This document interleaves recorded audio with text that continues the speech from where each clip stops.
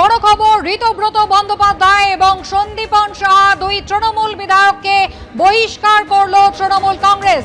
প্রথমত বলি, এটা কোনো বড় খবর না, ঠিক আছে? এটা রেগুলার খবর। তৃণমূল কংগ্রেসের যা দিনকাল এখন চলছে, এটা তাদের একটা রেগুলারিটি মেনটেন করেই ঘটনাটা ঘটছে।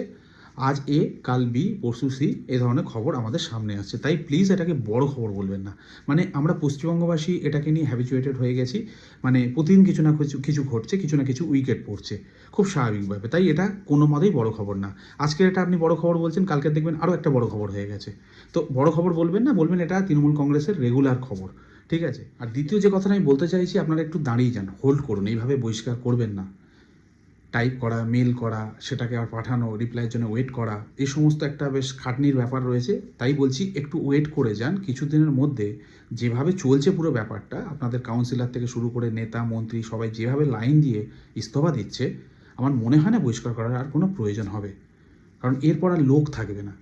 তার উপর ঋতব্রত নাকি বেরিয়ে গিয়ে বলছে 50 জনকে নিয়ে আমি কথা বলেছি, তাদেরকে নিয়ে আমি একটা তৃণমূল দল করব, মূল দল করব।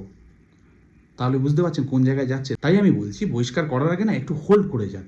কারণ এইভাবে যদি বেরিয়ে যায়, 50 জন যদি নিয়ে বেরিয়ে যায়, মেজরিটি তো তাদের থাকছে, তো মেন তৃণমূল তারা হয়ে যাবে। আপনারা তৈরি করেও আপনারা গৌণ হয়ে যাচ্ছেন বা কোথাও কোথাও হারিয়ে যাচ্ছেন। তাই রিজু থেকে শুরু করে ঋতব্রত সব জায়গাতে একটু হোল্ড দিন। হোল্ড দিলে অন্তত এই যে সংখ্যাটা কমছে না হুড়ুড়ু করে, এটা একটু কমবে। কিছুটা সংখ্যক আপনাদের ভাবনা চিন্তা করার সময় পাবেন। এটুকুই বলার।